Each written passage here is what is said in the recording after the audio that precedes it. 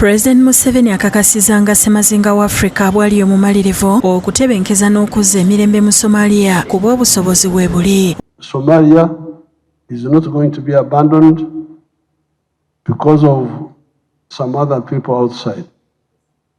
And we have the capacity,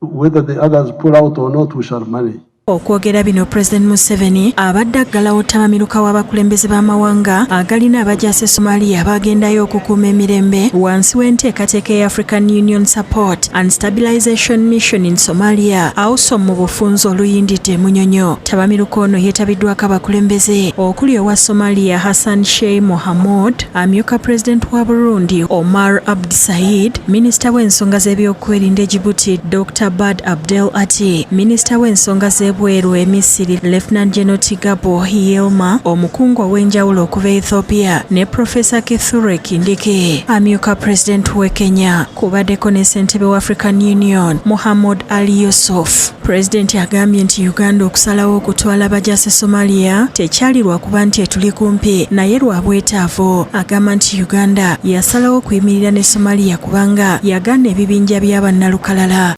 Was to extend solidarity to Ethiopia because Ethiopia was being attacked because of Khartoum, and then now these groups in Somalia, we had to stand with them. Agambye nti kino kyoleka obumu n'obwasi Uganda naddala wakati w'amawanga agatuliraanye agalimu okusoomozebwa.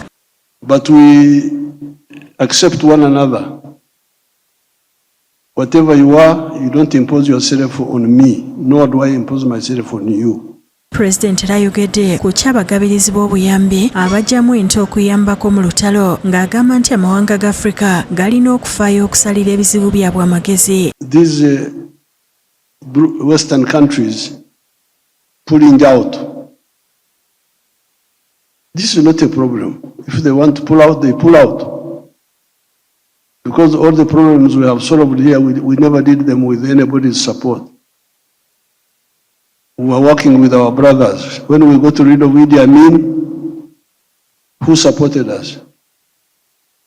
It was Tanzania and Mozambique only, and us. On the issue of Sudan, who was involved, we can manage. Mu nkungaana ez'akafubo abakulembeze b'amawanga bafunye alipoota okuva mu baduumizi b'amagye mu mawanga ago ne baminisita b'ebyokwerinda ku nteekateeka ya AUSOM nga bw'etambula. Bano era bafulumiza ekiwandiiko eky'amawanga era abakulembeze ne basiima amawanga agaatwala abajaasi Somalia okukuuma emirembe. Uganda has stood as one of the pillars of Africa's engagement in Somalia for close to 20 years. Its leadership and the sacrifices borne by its forces and by those of all troops and police contributing countries command our deepest appreciation. Bano era batendereza abajaasi abaafiira mu lutalo abawaayo obulamu bwabwe okulaba nga Somalia etebenkera n'abo abaatuusibwako ebisago.